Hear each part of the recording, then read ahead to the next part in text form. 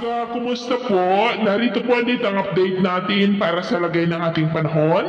Ngayong umaga po ng May 25, 2024 na kung saan si Bagyong Aghon nating binabantayan base po dito sa weather model nating ginagamit. So nasa vicinity na po ng southern part ng Samar at kasalukuyan na po na nagdudulot ng mga malalakas na mapag-ulan na may mga pagbugso ng hangin sa malaking bahagi po ng Samar provinces, ilang bahagi ng Leyte, ilang po sa nalalabing bahagi pa ng Kabisayaan at Southern Luzon na taglay ang lakas ng hangin na umaabot na po sa 80 kilometers per hour.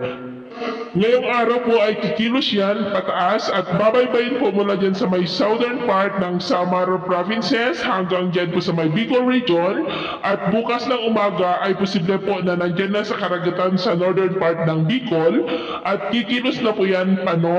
northeastward, paliko, papalayo na po sa ating kalupaan at posibleng sa Martes ng gabi ay tuluyan na po yan na makakalabas sa ating area of responsibility. At next week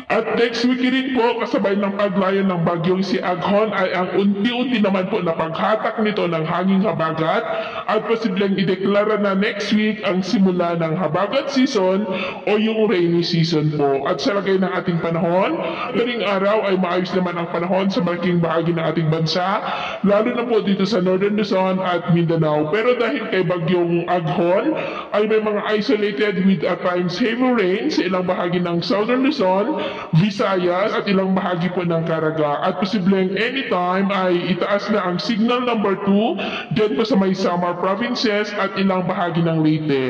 Sa ngayon ay nakataas po ang tropical cyclone wind signal number 1 dito po sa ilang bahagi ng Luzon, lalo sa may southern part, particular na po sa may Quezon, sa may Calawag, Ginayangan, Lopez, Buenavista, Catanawan, Mulanay, San Narciso, San Francisco, San Andres, Tagkawayan, maging po sa may Sorsogon, Albay, Catanduanes, Camarines Sur, Camarines Norte, Masbate, kasama na po ang Tigao Island at Burias Island. Mayroon din pong signal number 1 sa may Visayas pa rin, sa Eastern Samar, Northern Samar, Leyte, Southern Leyte, Biliran, Cebu, sa may San Remigio, Tabogon, City of Bogo, Medellin, Daan Bantayan at Borbon, maging po sa may Camotes Islands, Bantayan Islands at Bohol, sa may President Carlos P. Garcia, Bien Unido, Trinidad, Anda, Candihay, Ubay, Mabini, Alicia, San Miguel at Talibon. At dahil nga sa pag-angat ng bagyong si